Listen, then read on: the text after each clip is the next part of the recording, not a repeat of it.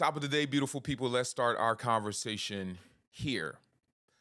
Secrets don't protect you, they imprison you. You may think that hiding your secret is a form of protecting yourself, but the same place that you hide your secret is the same place that you end up imprisoned. Because the fear of being found out becomes more painful than the very thing that you're hiding.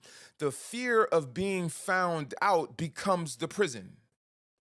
Because now you're no longer just protecting the very thing that you're afraid of people finding out about you, but the very fear of being found out in it of itself becomes a new pain, a new burden, and a new prison that you start to live in. Fear grows strongest in isolation because it is in silence that your imagination writes the worst possible outcome. It is in your silence that you create this environment where the only thing that you can think of is the worst possible outcome. It is in your isolation that you don't see all of the potential positive outcomes because the fear has blocked you into a prison and into a pattern of thinking that says you must only see the outcome that you dread, and fear locks you into that limited scope of your view. Fear grows strongest in isolation. Why do we hide? Many of us are hiding from judgment, and judgment is directly related to shame. The fear tells you if they knew what happened, if they knew what I've done, if I told anyone what happened to me, they'd never look at me the same again. So we become the masterminds at hiding. We become the masters at smiling through the pain. We become the masters at succeeding while suffering. We become the masters at performing while secretly drowning in the thing that we've decided I must hide this part of my life. I must hide this experience because if they knew. Here's your wisdom nugget. Miss Tonya, happy healing to you and welcome to the conversation. Your wisdom nugget is this: the longer you hide the truth, the more it convinces you that hiding is the only option. The longer you hide the truth in your isolation, the more that you are convinced that hiding is the only option. And I'm here to tell you that there are so many other possible potential outcomes to this thing that you are fearing.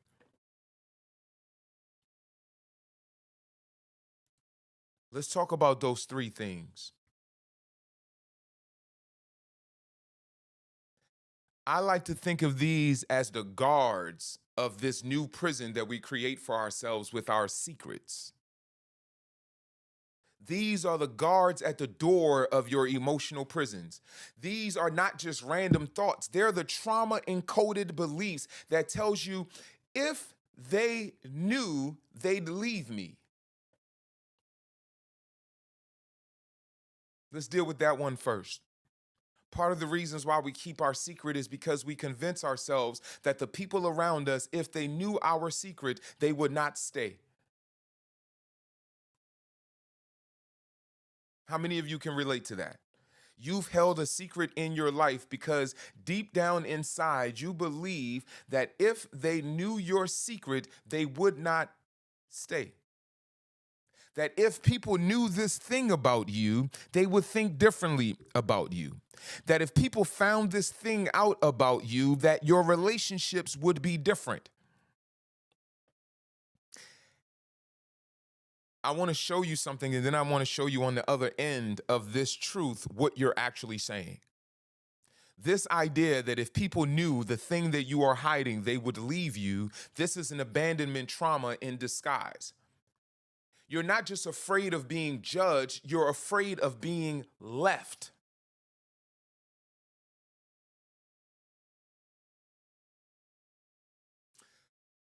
In essence, for many of us, our nervous systems will remember what it was like when we were rejected, when we were ignored, when we were punished, when we were abandoned. And it never wants to feel that again. So we convince ourselves that the thing that we are hiding, if we were to release this thing and if people knew about it, we would be abandoned again. We would be left alone again. So we convince ourselves that it is better to live in the prison of this secret by myself than to actually share it with the people that I am living in a limited life with. Because if I'm not sharing my secrets, then I'm only having a limited experience with you. So in essence, I'm living in the prison while I'm in the relationship with you.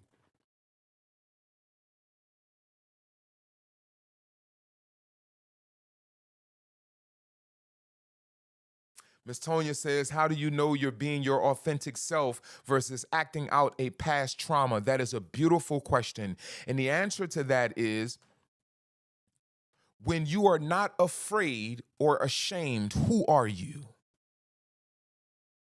When you are not afraid, who are you?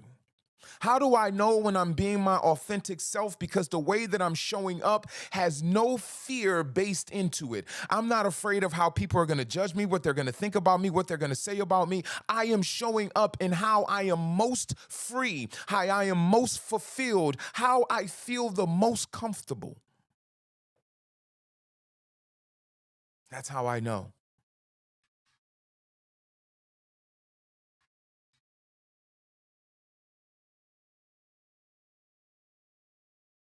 Your nervous system remembers what it was like to be rejected, ignored, punished, or even abandoned, and it never wants to feel that again. So it says to you, let's keep this part of us hidden.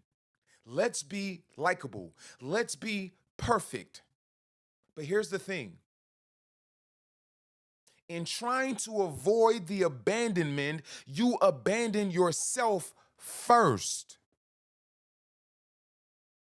In trying to avoid them rejecting you, you have to do what first? You have to reject yourself. Because the secret is that part of me is a part of me that I'm not accepting out of the fear that they won't accept that part of me. Let me keep this part of myself a secret. Let me keep this thing that has happened to me a secret. Let me keep this thing that I have done that I'm carrying as a burden a secret, which means I have to abandon myself first in order to avoid them abandoning me. So even when you are around a group of people, you still feel alone. Even when you're in the relationship because you're keeping a secret, you still feel the burden of being alone as you carry this load.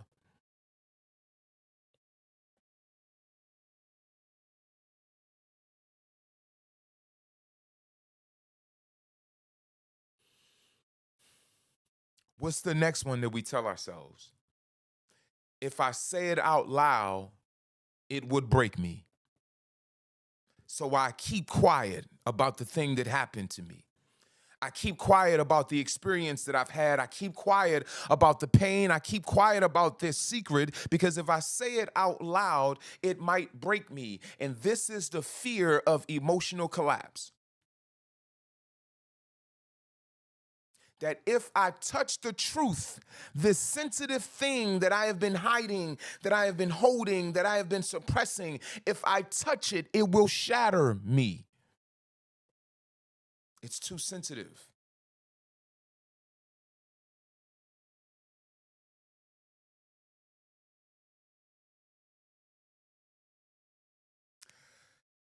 Oftentimes, your trauma stores, I don't know if I like to cook with a pressure cooker. I think of trauma oftentimes like the pressure cooker. If you keep that pressure cooker on, it keeps building and building and building. If you don't hit that lever at the top to release that pressure, You're creating something that will eventually explode. But what happens when you're keeping it as a secret? What happens when that pressure is your secret? And you're afraid that if they knew, they would not, or if you're afraid that if you said it out loud, it would break you.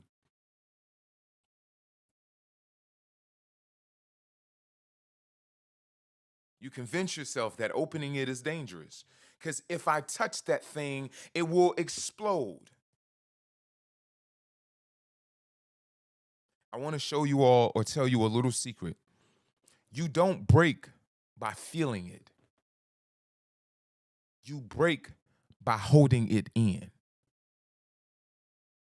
You're not, the thing that causes the explosion is not the sensing the pressure, relieving the pressure, expressing the pressure. In fact, that is the relief. That is when it's done, when you release the pressure. When you hold on to that pressure and you keep it contained, that is when you're likely to explode. Just like the lever on top of the pressure cooker, the moment that you start to speak that thing that you have been hiding, you begin to breathe. The thing that you thought was going to break you by simply speaking it, you start to feel the release, because the entire time the pressure was not built up because of how or what would happen if you expose it. The pressure was being built up because you were holding on to it. The truth doesn't destroy you, it frees you. The truth is not what's going to cause the explosion. It's the holding on to it and building up that internal pressure that makes it dangerous.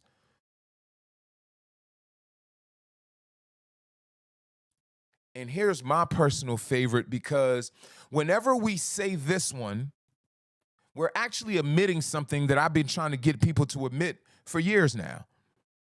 One of my personal favorites is, if I admit it, it will become real. There is a reality of something that exists in my life, but as long as I don't speak it, it won't be real, because I think if I speak about it, or if I talk about it, the thing that I fear, if I talk about it, that will make it real. Well, I find that very interesting. This one hits deeper for me because it's not about fear of ownership. It's about fear of power. Because at the core of this belief, unconsciously, what you're saying is, if I say it, I might bring it to pass. That's not fear talking. That's the voice of you admitting that you actually have the power to create your reality. Or else, what else are you afraid of? If you didn't think that your words had the power to bring things to pass, then why do you feel like if you say something, it's going to make it happen?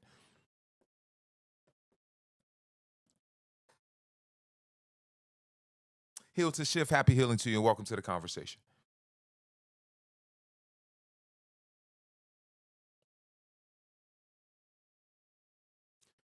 The fear of you speaking something and making it real is rooted in somewhere in your subconscious mind. You know that you have the power to create your reality with your words.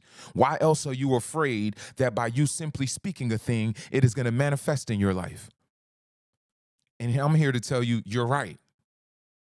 Your words do have the power to impact your reality. The things that you speak definitely has influence over how you live your life. But here's the truth. Saying it doesn't make it happen. Saying it, oftentimes, when it comes to a secret that you've been holding and hiding, saying it disarms the thing.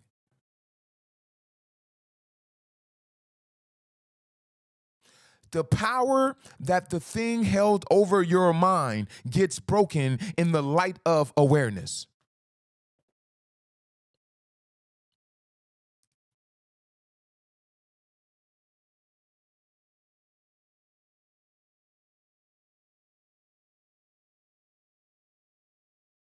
And here's the thing about the fear.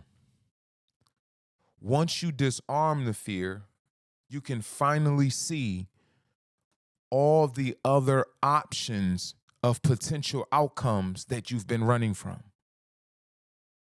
The fear tells you in your isolation by yourself, there's no other outcome besides the one that you dread, besides the one that you hope never comes to pass. And then you can only see the negative that comes after that outcome that you have been dreading. When the reality is there's so many other potential positive outcomes, but you just have to break the silence of the secret and speak.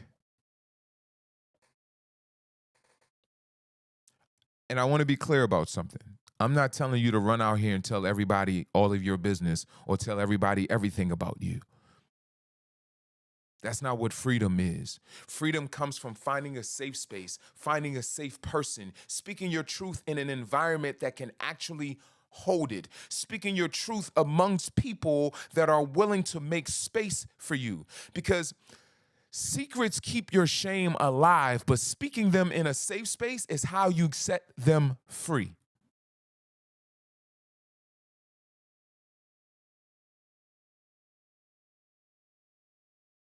Every time you tell your story and you release that secret, you reclaim a piece of yourself.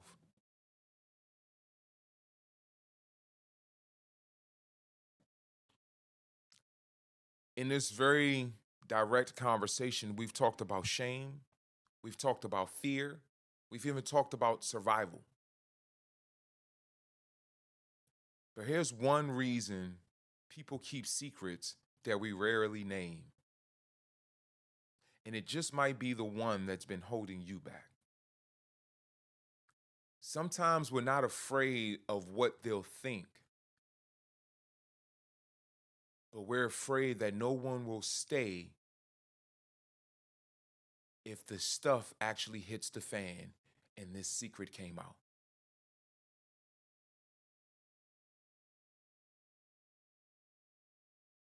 So you don't just hide the truth, you prejudge people's reaction before they even had a chance to hear your truth.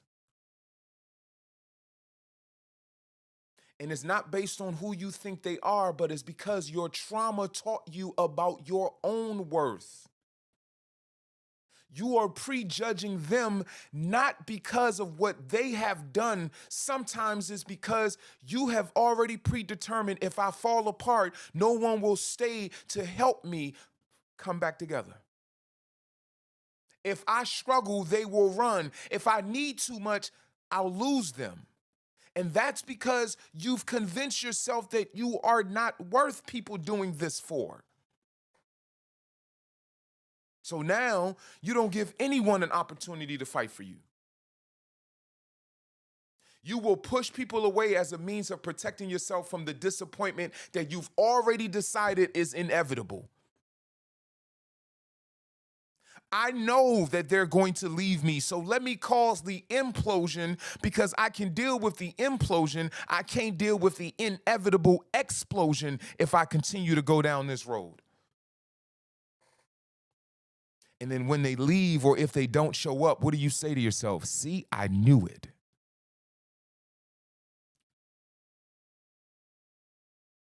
But the truth is, you never gave them a chance. You allow your fear to tell you that this person would not stay. Or better yet, you already attracted to yourself someone who would not stay from the very beginning. You already attracted to yourself someone who you know would fall to the wayside, someone who you know would leave, just so you could be prepared to deal with it because you know the type of person that you're attracting to yourself.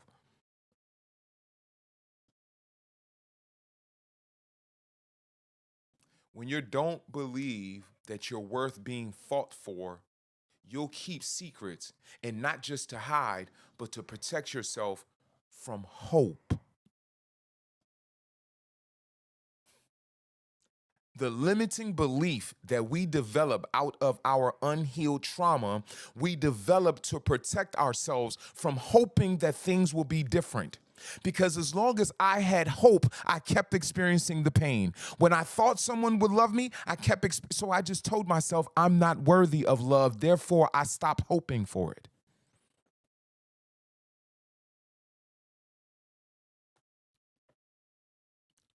Let me tell you all a secret. Healing is letting someone see you before you are fully put together. You've been convinced that unless I'm perfect, no one will genuinely love me.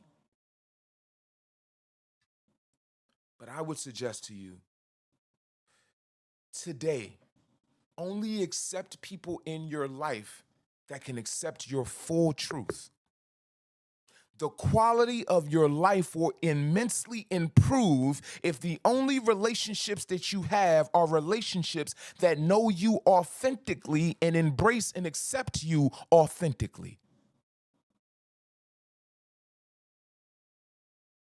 Let someone see you before you're fully put together. And just for a moment, just for a small window, believe that people out here are capable of loving you in your full, raw, authentic truth. The people that are not only your tribe, the people that are like-minded, the people that are like-hearted, they're looking for you. They're energetically waiting to connect with you, but you are so ashamed and so worried that you're hiding the part that makes you like them.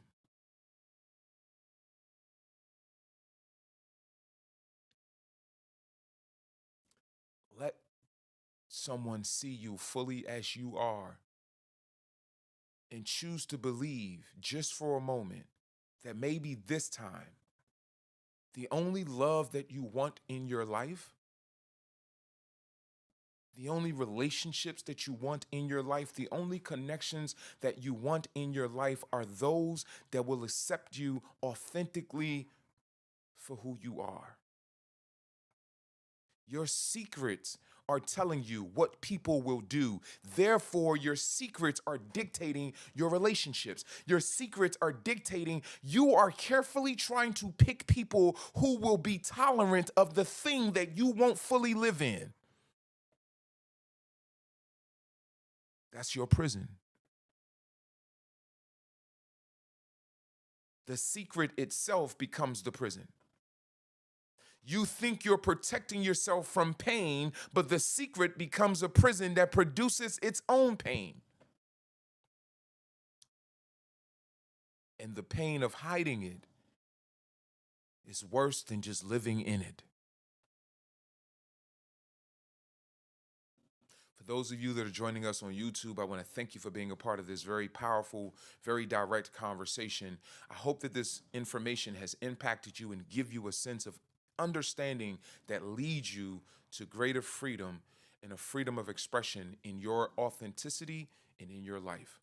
I love you all. Please do like and subscribe to the page, as well as turn on your notification so that you're notified whenever we release new content. And as always, happy healing.